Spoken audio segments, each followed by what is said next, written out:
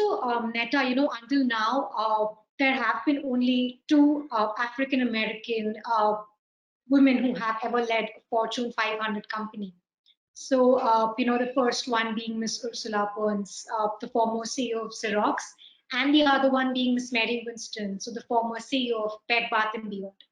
So, how do you think that we as a society can create more leadership opportunities for women of color? What do you think that we can do together as a community to create more opportunities? Yeah. Well, I think, and I'll take it from an organizational standpoint. Organizations have the power to create serious change, right? Organizations are the ones that are hiring a tremendous amount of people, right? Employing people. They really have the power to position people that can then create more opportunities for or a pathway for other people. And there's only two Black, and there's actually, I think there's 5 Black CEOs in total, which is just, saddening. But if we talk about Black women, there's only 2. That says a lot of the value, like how corporations even value, talent, because there are many people in organizations that are impactful, are driving financial success for organizations, yet they're not given those opportunities. And so I always tell organizations, they say, well, you have to assess who's getting the glamorous work and who's getting the office work. The folks that get the glamorous work are able to kind of show it off and really propel. The folks that aren't, it's a lot harder. And a lot of the times there's a lot of bias in who gets that. I think also that there's a piece about equity, right? So really understanding that even for women, Black women that are creating their own businesses, Black women only receive 0.2% in funding, venture capital. 0.2%. There's an issue there. When we even talk about, I remember a friend and I were talking about this last year, actually.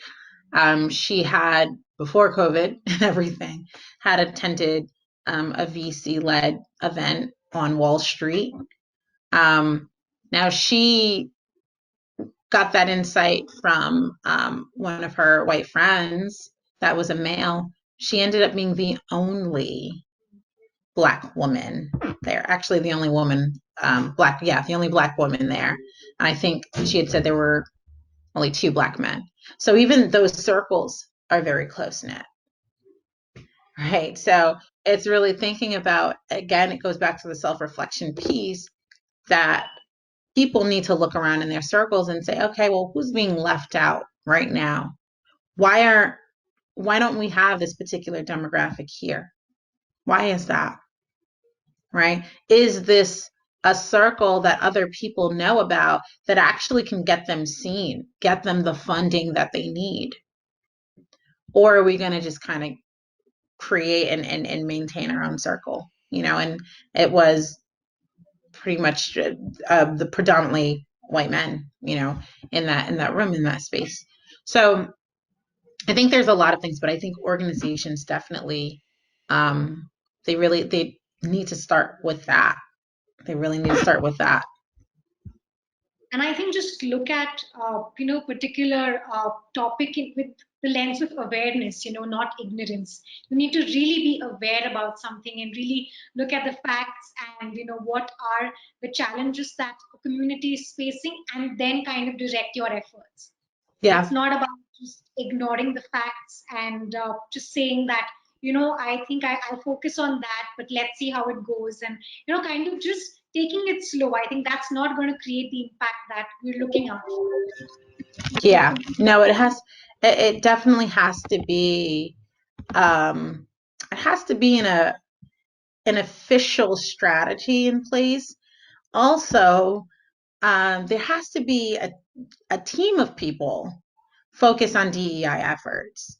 It has to be trickled down every single employee from the minute they interview with the organization.